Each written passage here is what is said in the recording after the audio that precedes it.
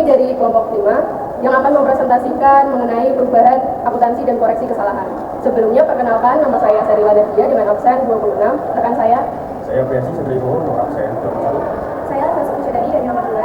Saya Fatmawati Suprayojawan dari absen 12. Saya Sedang Puspitasari dari absen 1. Yuk langsung ke pembahasan. Dalam materi perubahan akuntansi dan koreksi kesalahan terdapat 8 subtopik. Yang pertama, perubahan akuntansi, kedua, perubahan kebijakan akuntansi, ketiga, perubahan kebijakan akuntansi retrospektif, keempat, perubahan akuntansi praktis, kelima, perubahan akuntansi estimasi, keenam, akuntansi untuk koreksi kesalahan, ketujuh, motif ekonomi untuk mengubah kebijakan akuntansi, dan yang terakhir, pengaruh kesalahan. Selanjutnya, saya akan menjelaskan subtopik mengenai perubahan akuntansi atau change in accounting. National Accounting Standard Board telah membentuk kerangka laporan yang melibatkan 3 jenis perubahan akuntansi. Yang pertama, perubahan kebijakan akuntansi, atau perubahan dari suatu kebijakan akuntansi yang berterima umum ke kebijakan akuntansi berterima umum yang lain. Contohnya, perubahan metode depresiasi peralatan pabrik dari saldo menurun berganda ke garis lurus. Yang kedua, perubahan estimasi akuntansi, atau perubahan yang terjadi akibat adanya informasi baru atau bertambahnya pengalaman. Untuk contohnya, yaitu perubahan taksiran umur kegunaan aktiva yang didepresiasi. Kategori ketiga tidak diklasifikasikan sebagai perubahan akuntansi, yaitu kesalahan dalam laporan keuangan. Kesalahan sebagai akibat dari kesalahan matematis, kesalahan dalam menerapkan kebijakan akuntansi, atau kelalaian atau penyalahgunaan fakta yang ada ketika penyusunan laporan keuangan. Sebagai contoh, sebuah perusahaan mungkin salah menerapkan metode persediaan eceran untuk menentukan nilai persediaan akhir.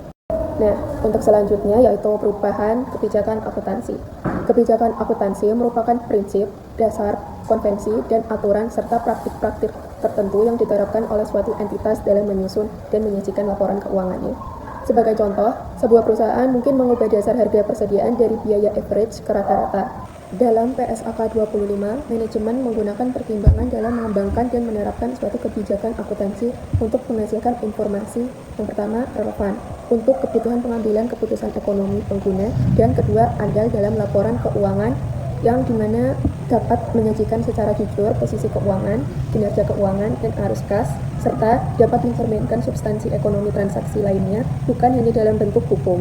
Untuk syarat tambahan, ada 3, yang pertama yaitu netral atau bebas dari bias, kedua pertimbangan sehat, dan yang terakhir lengkap dalam semua hal yang material. Baik, jadi di sini saya akan menjelaskan mengenai subtopik perubahan kebijakan akuntansi retrospektif dan perubahan akuntansi praktis. Nah, untuk pendekatan pelaporan perubahan ada 3, yaitu periode berjalan, yaitu currently, kemudian di sini ada penerapan berlaku surat atau retrospektif, dan di sini ada penerapan di masa depan atau prospektif. Nah, kemudian di sini IASB membutuhkan penggunaan pendekatan retrospektif. Nah, perubahan kebijakan akuntansi pendekatan retrospektif dengan cara menyesuaikan laporan keuangan untuk tiap periode masa lalu dengan menggunakan metode yang sama bila menggunakan kebijakan akuntansi yang baru. Kemudian melakukan penyesuaian atas nilai tercatat nilai buku dari aset dan liabilitas pada awal tahun dilakukannya perubahan. Nah, kemudian di sini juga melakukan penyesuaian yang memerlukan atau diperlukan terhadap saldo laba atau komponen ekuitas lainnya yang sesuai atau aset bersih pada awal tahun dilakukannya perubahan. Nah, di sini ada contoh kasus retrospektif. Nah, di sini ada di jenis jangka panjang. Langsung saja ke contoh kasusnya, di mana desain perusahaan telah menyumbang pendapatan dari kontrak konstruksi jangka panjang menggunakan biaya metode pemulihan, yaitu zero profit. Nah, pada tahun 2011, perusahaan berubah dengan metode persentase of selesai. Manajemen berpendapat pendekatan ini memberikan ukuran yang lebih tepat dari pendapatan yang diperoleh. Untuk tujuan pajak, perusahaan menggunakan metode pemulihan biaya dan berencana untuk terus melakukannya di masa depan. Di sini diasumsikan bahwa tarif pajaknya itu sekitar 40%. Nah, ini channel pajak. Kemudian di sini ada contohnya, contoh jurnalnya. Di sini ada cost recovery method menggunakan income statement parsial. Di sini ada 2009, 2010, dan 2009. Nah, di sini ada income before tax, yaitu di 2009 ada 400, dan di 2010 ada 160, dan di 2009 ini menunjukkan angka 190. Dan kan setelah kena pajak di 2009 itu sudah 160 dan total income 240. Di 2010 setelah kena pajak itu 64 dan totalnya 96. Di 2011 setelah kena pajak yaitu 76 dan total net income itu 114. Kemudian di bawahnya ini ada yang menggunakan percentage of completion method. Di sini masih menggunakan income statement parsial. Di sini ada 2009, 2010, dan 2009. Nah, masih sama seperti yang atas, di mana ini terdapat income before income tax 40%, dan total net income. Di sini di 2009, income before pajaknya itu 600, dan income tax-nya itu 240, kemudian total net income itu 360. Di 2010, di sini ada income before tax yaitu 180 dan setelah kena pajak itu 72, kemudian total net income 108. Nah, di sini di 2011 ada income before income tax sebesar 200 dan setelah kena pajak yaitu 80, kemudian total net income 120. Nah, di sini ada data untuk contoh perubahan retrospektif dari Denson Company tadi. Di sini ada pre-tax income from, di sini ada different in income. Nah, di sini ada penggunaan percentage of completion. Di sini penggunaan cost recovery. Nah, di sini kita bisa melihat perbedaannya. Pada saat penggunaan percentage of completion di prior to 2018 ini menunjukkan angka 600 dan ketika 2018 itu 180. Kemudian ketika awal tahun 2019 totalnya itu 780 dan di 2019 akhir itu 200. Kemudian ketika menggunakan cost recovery prior to 2018-nya di sini ada 400, kemudian total di 2018 ada 160, total di awal 2019 ada 560, dan total di 2019 akhir 190. Kemudian di sini ada selisihnya, yaitu 220, jadi total 220, dan di sini ada selisih lagi 10.000. Nah, di sini ada tax effect 40% dan income effect. Nah, di sini ada 8.000 dan di sini total 88, di bawahnya ada 4.000. Kemudian di income effect-nya sendiri itu ada 120, di bawahnya ada 12, jadi total 132. Kemudian di sini ada 6.000. Kemudian itu yang di merah-merah ini kita bisa menggunakannya sebagai jurnal penyesuaian karena itu kan total di awal 2019. Jadi jurnal menjadi jurnal pencatatan pada awal tahun 2019. Ini kali-kali. Oke. Nah, jurnalnya seperti yang sudah saya cantumkan di sini, yaitu konstruksi dalam proses sebesar 220, kewajiban pajak tangguhan sebesar 88, kemudian di sini ada saldo laba sebesar 32. Di sini saldo laba atau retained earnings. Nah, ini yang disebut dengan retrospect retrospective adjustment, di mana perusahaan melakukan penyesuaian dengan memperhatikan data-data di masa lalu, kemudian dari selisih metode itu yang ditetapkan untuk melakukan jurnal penyesuaian ini. Kemudian dari kata kuncinya yaitu saldo laba atau retained earning. Retrospektif menyangkut masa lalu akun yang mempengaruhi retained earning atau saldo laba atau ekuitas lainnya. Tapi yang paling banyak digunakan dan paling sering digunakan itu saldo laba atau retained earning. Kemudian di sini ada melaporkan perubahan kebijakan. Nah, di sini ada sifat perubahan di mana ini menjelaskan kebijakan akuntansi yang diubah. Kemudian di sini ada alasan perubahannya. Mengapa kebijakan baru memberikan informasi yang lebih andal dan relevan. Kemudian di sini ada jurnal penyesuaian. Itu ada dua. Dampak pada setiap pos laporan keuangan yang terpengaruh dan dampak pada laba perusahaan dasar dan dilusian. Kemudian di sini ada penyesuaian periode sebelumnya. Sejauh dapat dilakukan secara praktis. Kemudian di sini ada melaporkan kebijakan. Nah, contoh dari Denson Company ketika melakukan pelaporan perubahan kebijakan di income statement parsial, kita dapat melihat di sini ada 2011, 2010. Kemudian di sini ada change in method of accounting for long-term contracts. Next. Nah, di sini ada saldo penyesuaian penghasilan. Di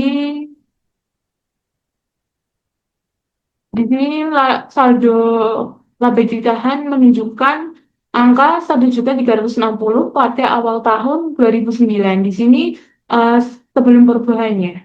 Kemudian di sini retained earnings statement. Di sini ada 2011, 2011, 2010, 2009. Nah, di sini ada retained earning di 1 Januari pada 2009 itu sebesar 1.360.000, kemudian net income di 2009 ada 240, dan retained earning di Desember 31 pada 2009 1.600.000. Kemudian 2010 retained earning-nya di Januari itu ada 1.600.000 dan net income 96. Jadi total laba itu 1.669.96, sorry. Kemudian di 2011 di sini retained earning di Januari itu 1.696 dan net income-nya itu 114. Jadi total laba di Desember 31 itu 1.810. Nah, di sini ada selisihnya dari penggunaan percentage of completion dan cost recovery. Penggunaan percentage of completion dan cost recovery. Di sini ada selisihnya yaitu sebesar 120. Kemudian next. Nah, di sini ada setelah perubahan retained earnings statement ini. Yang perhatikan sebelum perubahan sekarang yang sudah, di mana ini ada 2011 dan 2010 atau 2010 dan 2011 ini. 2010 dan 2011. Oke, di sini ada retained earning di 1 Januari di 2010 yaitu sebesar 1.600.000. Kemudian ada adjustment for the cumulative effect on prior years of applying retrospectively the new methods of accounting for construction contracts.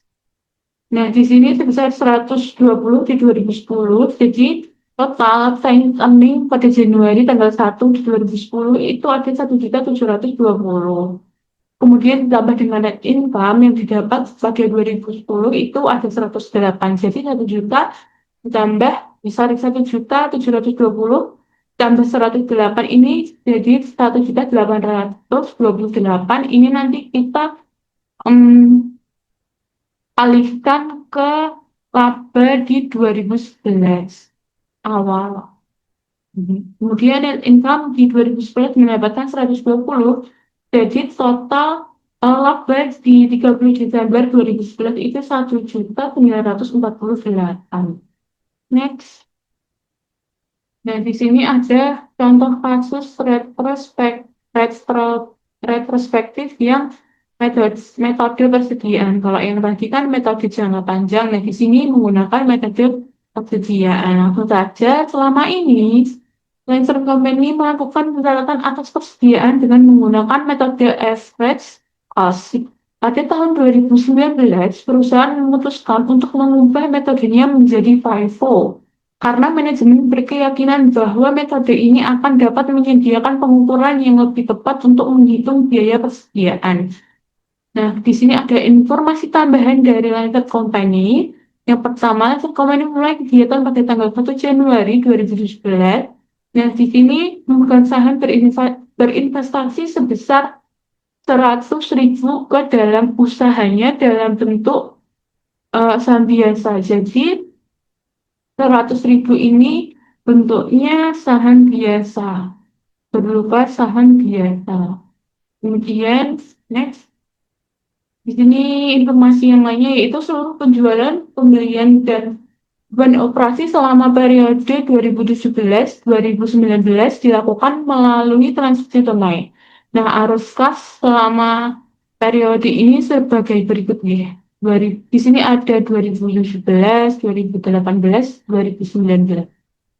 2017, 2018, 2019. Oke, ini ada sales, purchase, operating expense, dan cash flow from operating. Ini di 2017 kita bisa melihat salesnya 300, purchase 90, operating expense 100, dan cash flow-nya 110. Di 2018, salesnya sebesar 300, purchase-nya 110 dan operating expense 100, kemudian cash flow 90. Di 2019 penjualannya itu 300, purchase 125, operating expense 100, dan cash flow 75.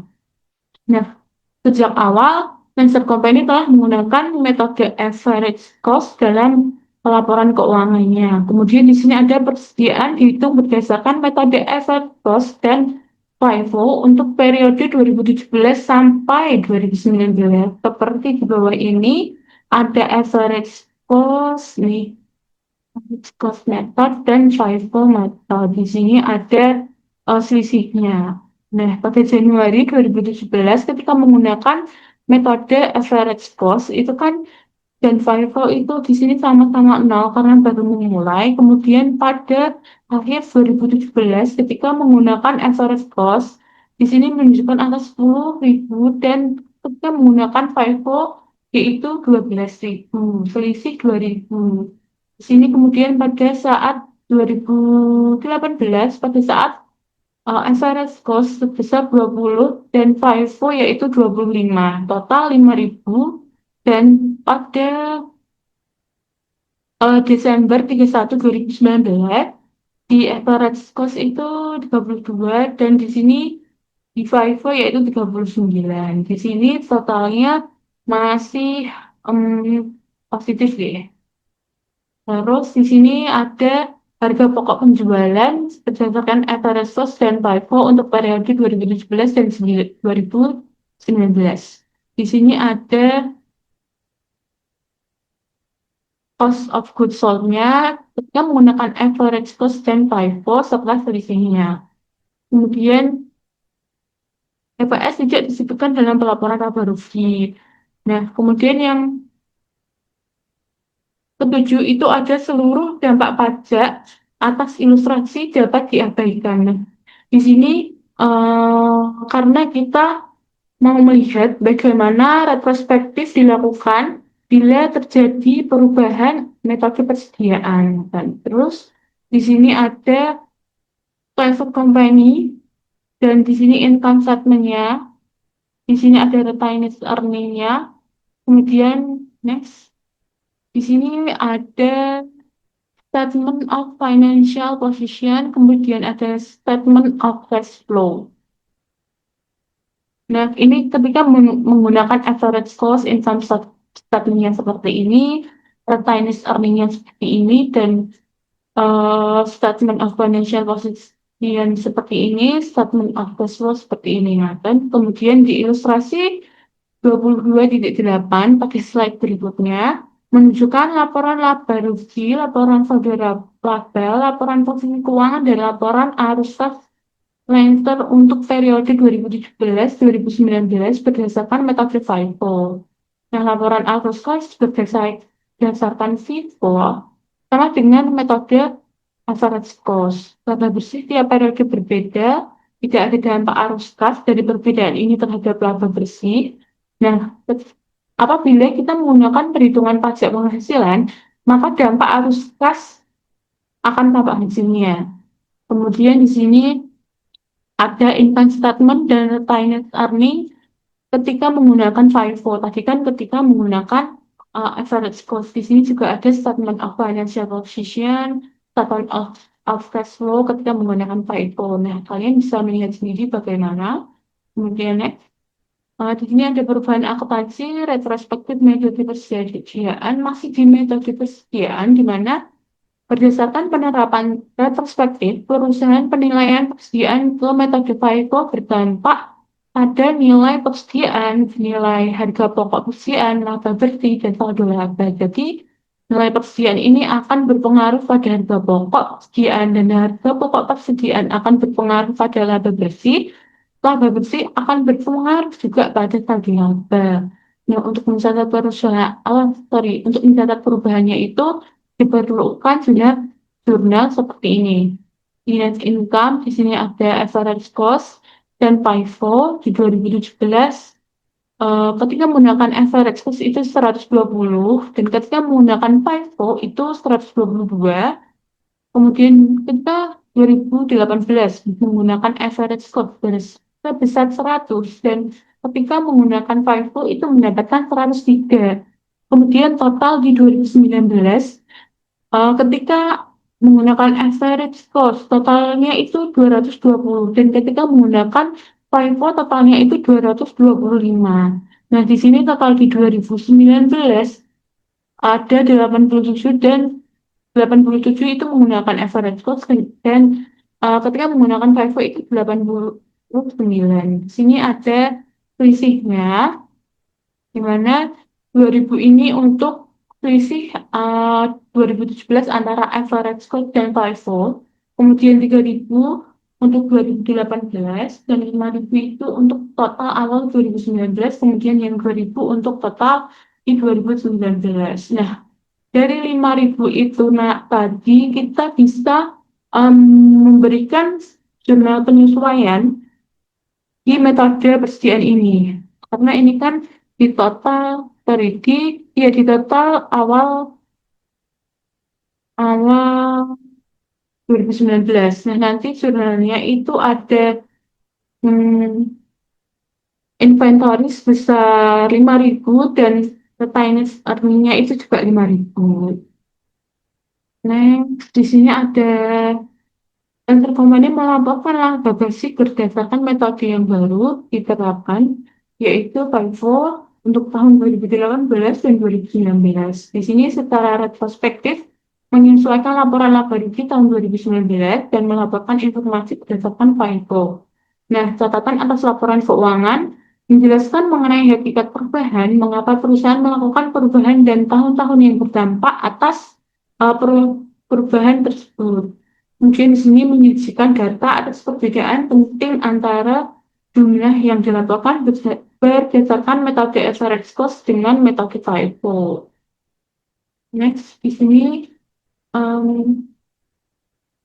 bila Lancer menyajikan laporan keuangan koperasi tahun 2018 dan 2019 berdasarkan FIFO, maka Lancer perlu mengubah saldo awal, saldo laba pada 1 Januari.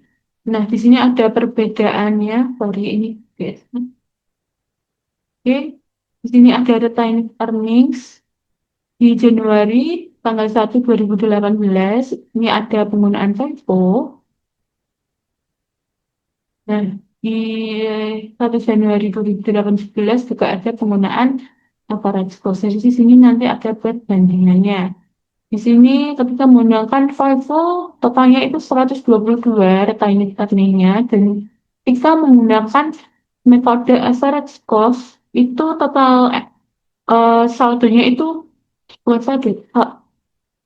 total labanya itu 120. Nah, di sini ada terdapat selisih yaitu 2000, di mana ketika menggunakan FIFO itu selisihnya hasilnya lebih tinggi dibanding menggunakan average cost. Nah, 2000 ini merupakan dampak kumulatif ya untuk uh, times earning. Nah, di sini ada freelancer menyesuaikan saldo awal saldo laba pada 1 Januari di 2018 atas selisih lebih laba bersih berdasarkan FIFO dengan laba bersih berdasarkan average cost tahun 2017.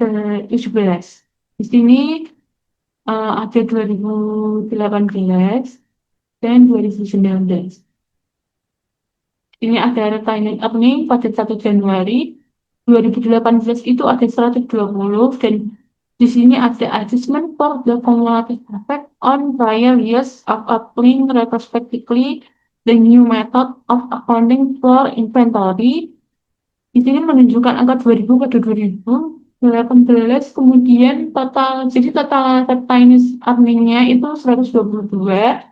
Dan net income-nya di sini mendapatkan 103. Jadi total retained earning di 2018 itu 225 ini. Nah, 225 ini kita alihkan ke retained earning 2019.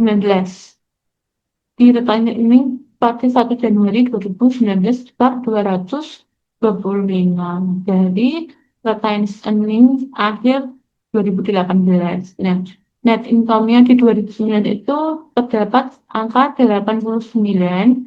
Jadi total laba akhirnya itu 349.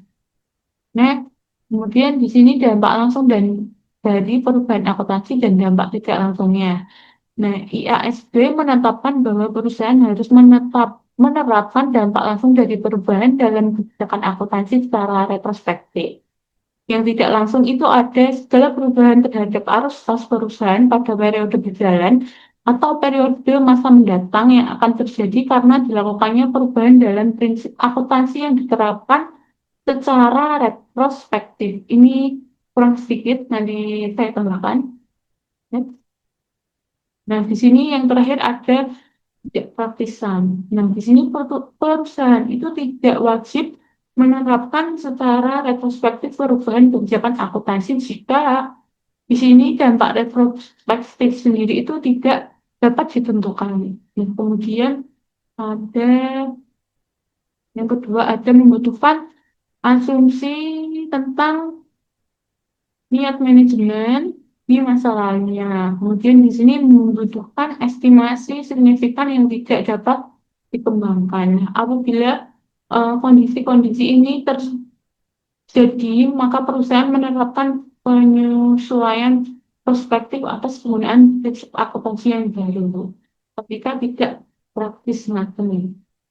Kemudian di slide selanjutnya itu ada perubahan estimasi akuntansi di mana nanti itu akan dijelaskan oleh rekan saya. Terima kasih.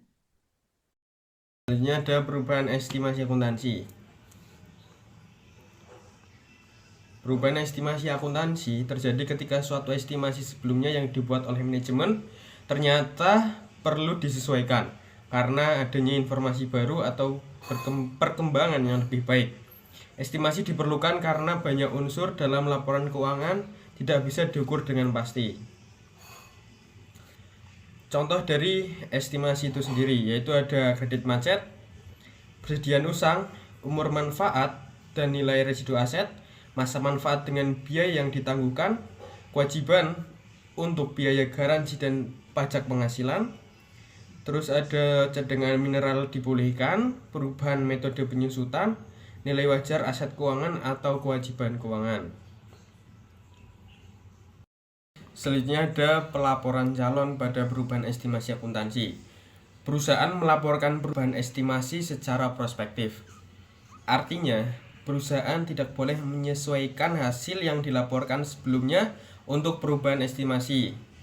Memperhitungkan perubahan dalam perkiraan di satu periode perubahan jika perubahan tersebut hanya memengaruhi periode tersebut. Yang kedua ada periode perubahan dan periode mendatang jika perusahaan tersebut mempengaruhi keduanya. IASB memandang perubahan estimasi sebagai koreksi dan penyesuaian yang normal. Dan IASB juga melarang perlakuan prospektif.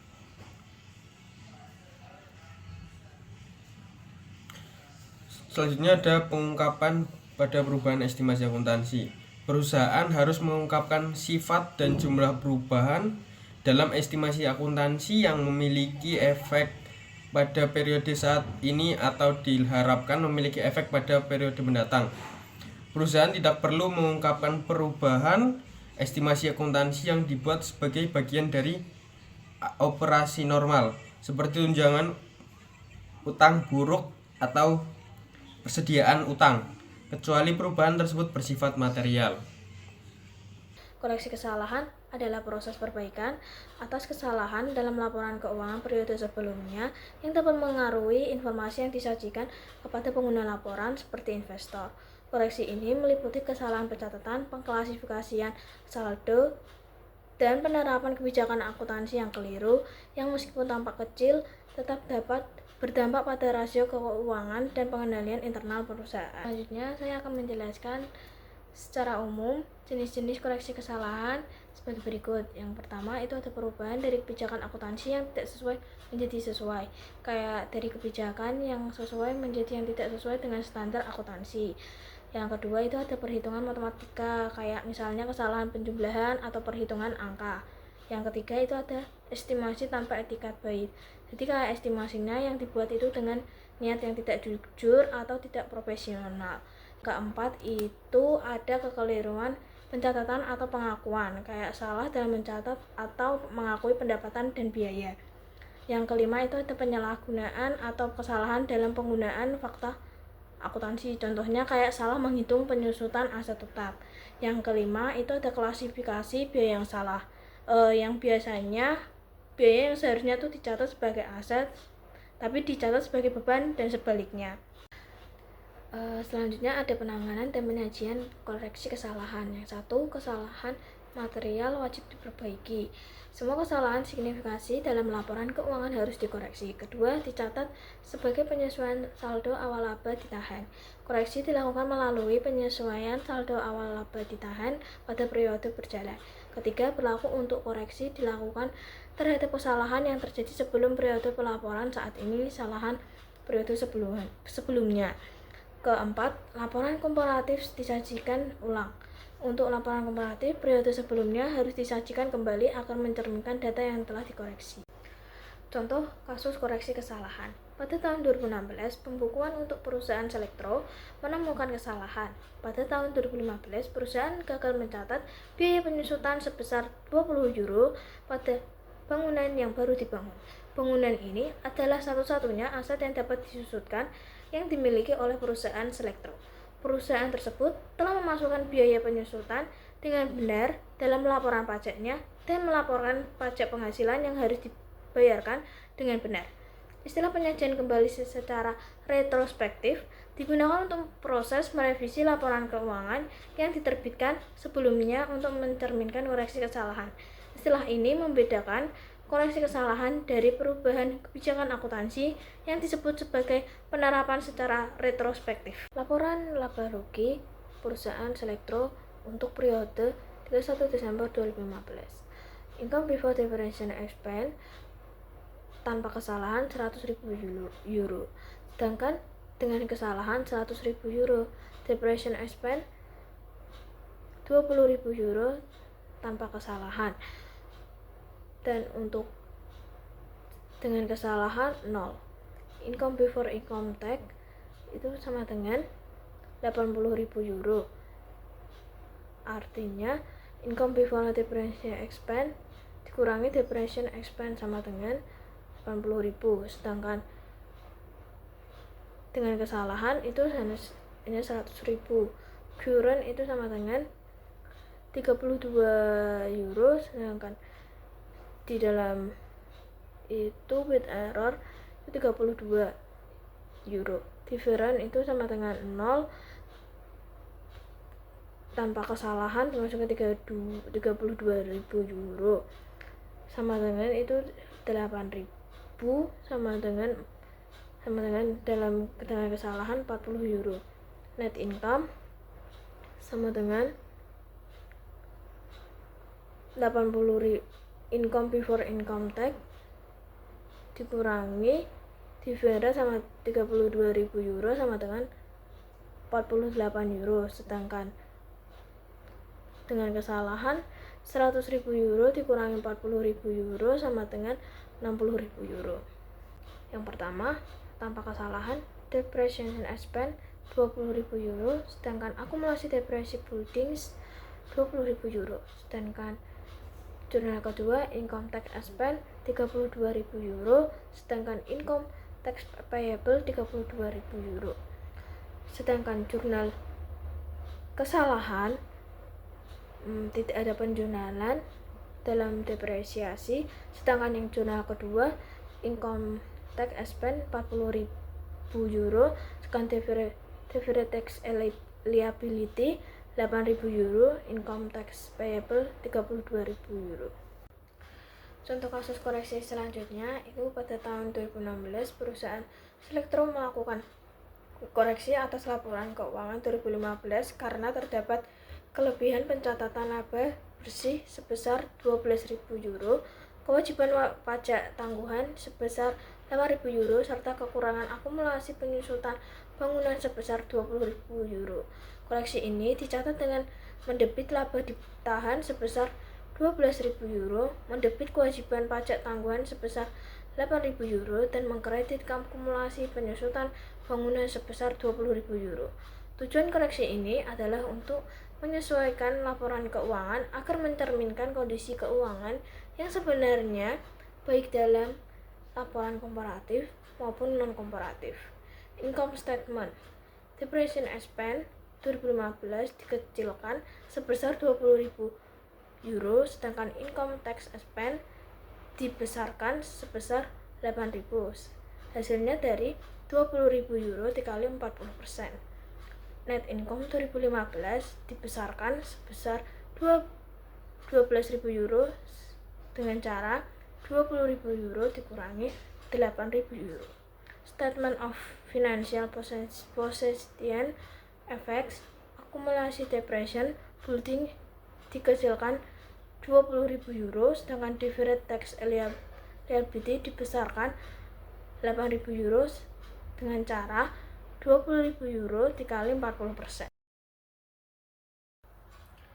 Selanjutnya, ada laporan periode tunggal, yaitu untuk laporan periode tunggal diasumsikan saldo awal laba ditahan perusahaan Selektro per 1 Januari 2016 adalah 350.000 euro dan laba bersih tahun 2016 sebesar 400.000 euro. Akun-akun yang terdapat pada laporan laba ditahan perusahaan Selektro yaitu return earnings pada tanggal 1 Januari sebesar 350 euro, sedangkan depreciation yang kesalahan sebesar 20.000 euro, sedangkan applicable income tax reduction 8.000 euro. Setelah itu dikurangi depreciation dikurangi applicable income tax reduction sama dengan 12.000. Return earnings Januari tanggal 1 sebesar 338 euro ditambah net income sama dengan 400.000 euro. Return earnings-nya Desember 31 Desember sama dengan 738.000 euro. Laporan posisi keuangan tahun 2016 tidak lagi mencantumkan kewajiban pajak tanggungan terkait bangunan dan akumulasi penyusutan bangunan telah disesuaikan ke jumlah yang benar. Laporan laba rugi tahun 2016 tidak terpengaruh oleh koreksi.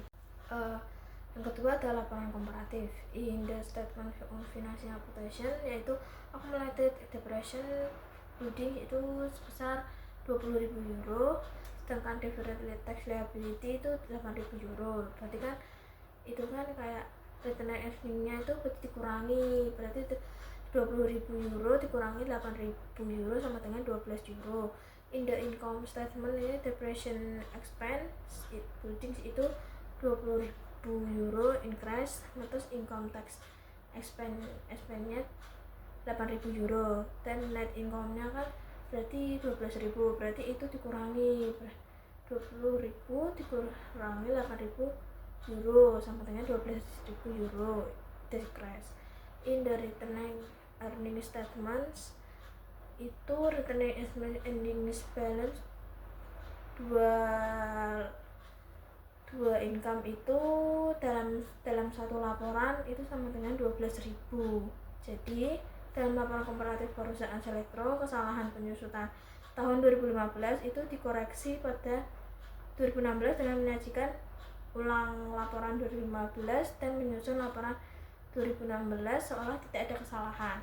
Dan yang kedua itu perusahaan wajib mengungkapkan sifat kesalahan, dampak koleksi terhadap setiap pos laporan dan laba per saham setiap periode, serta dampak kumulatifnya terhadap laba ditahan atau ekuitas sejak awal periode yang disajikan. Jika koreksi retrospektifnya tidak memungkinkan, penyesuaian dilakukan sejak awal periode yang memungkinkan.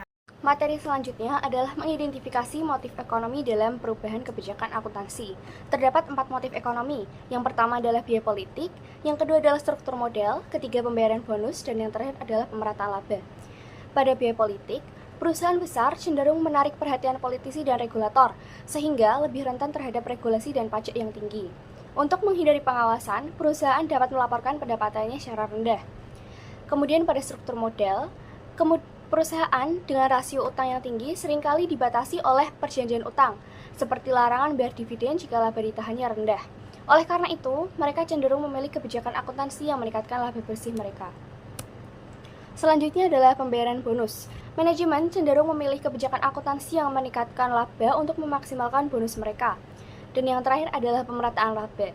Fluktuasi laba yang tajam dapat menimbulkan reaksi negatif dari politisi, regulator, investor, dan pihak-pihak lainnya.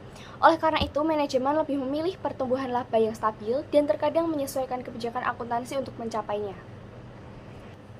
Kemudian ada analisis kesalahan. Dalam analisis kesalahan, perusahaan harus memperhatikan hal-hal berikut. Yang pertama adalah jenis kesalahan yang terjadi, kemudian entry yang diperlukan untuk memperbaiki kesalahan tersebut, dan penyajian laporan keuangan setelah adanya kesalahan. Kesalahan dicatat sebagai penyesuaian atas periode sebelumnya dan disesuaikan pada saldo awal laba ditahan. Materi selanjutnya adalah kesalahan pada laporan posisi keuangan. Kesalahan yang ada pada laporan posisi keuangan atau neraca hanya akan mempengaruhi penyajian akun aset, liabilitas, dan ekuitas. Contoh kesalahan-kesalahan yang dapat terjadi adalah piutang jangka pendek yang diklasifikasikan sebagai investasi, utang wesel yang diklasifikasikan sebagai utang usaha, dan aset tetap yang diklasifikasikan sebagai persediaan. Apabila ditemukan ada kesalahan pada laporan posisi keuangan, perusahaan harus mengklasifikasikan ulang ke posisi yang benar. Kemudian adalah kesalahan pada laporan laba rugi. Hal ini terjadi karena klasifikasi pendapatan atau beban yang tidak tepat. Contohnya, pendapatan bunga yang dicatat sebagai penjualan, pembelian dicatat sebagai piutang tidak tertagih, dan beban penyusutan yang dicatat sebagai beban bunga. Kesalahan tersebut tidak mempengaruhi neraca dan laporan laba rugi karena hanya salah mengklasifikasikan dalam laporan laba rugi tersebut. Selanjutnya adalah kesalahan laporan posisi keuangan dan laporan laba rugi. Ada 2 jenis kesalahan atau error yang dapat terjadi pada laporan laba rugi dan laporan posisi keuangan. Yang pertama adalah counterbalancing errors dan yang selanjutnya adalah non-counterbalancing errors. Counterbalancing errors merupakan kesalahan yang melibatkan pengakuan yang salah pada periode tertentu. Kemudian, dapat dikoreksi secara alami di periode berikutnya, sehingga tidak meninggalkan jejak permanen pada laporan keuangan secara keseluruhan. Contohnya adalah, perusahaan tidak mencatat utang gaji pada tahun ini, yang menyebabkan beban dan utang gaji dicatat terlalu rendah dan laba terlalu tinggi. Pada tahun berikutnya, perusahaan akan otomatis mencatat utang gaji pada tahun sebelumnya dan mengakibatkan kesalahan pencatatan yang ada pada tahun sebelumnya tidak memiliki efek yang permanen. Berbeda dengan counterbalancing errors, pada non-counterbalancing errors, efeknya tidak akan hilang dengan sendirinya. Kesalahan ini akan terus berlanjut dan mempengaruhi laporan keuangan sampai diperbaiki secara manual. Contohnya adalah kesalahan dalam pencatatan aset tetap sebagai beban atau kesalahan dalam perhitungan penyusutan. Ada juga kesalahan yang tidak akan pernah dapat terkoleksi kecuali ada tindakan tertentu. Contohnya adalah mencatat pembelian tanah sebagai beban. Materi selanjutnya adalah tahapan koreksi pada counterbalancing error. Tahapan yang pertama adalah periksa apakah laporan keuangan sudah tutup buku pada saat ditemukan kesalahan.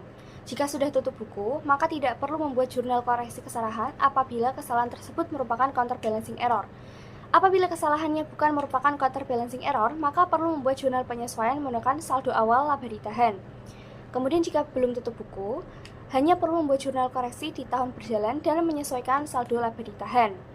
Kemudian tahapan yang kedua adalah menyajikan laporan komparatif dengan tepat setelah adanya koreksi kesalahan. Sekian yang dapat kami sampaikan, kurang lebihnya kami mohon maaf. Wassalamualaikum warahmatullahi wabarakatuh.